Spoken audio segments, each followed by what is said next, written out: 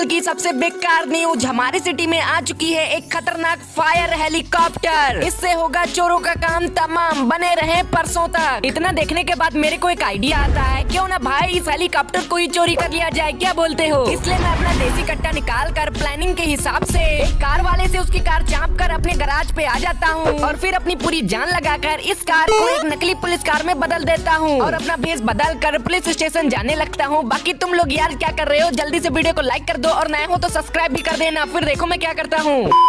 और मैं police station आ जाता हूँ और भाई वेरिफिकेशन भी हो जाता है और अंदर पहुंचकर मैं सीधा टेरिस पे पहुंच जाता हूँ। और ये क्या भाई, हमेशा की तरह पुलिस वाले भी आ जाते हैं और फिर मैं इनकी अच्छी से खातिरदारी करता हूँ। बाकी तुम लोग वीडियो को लाइक सब्सक्राइब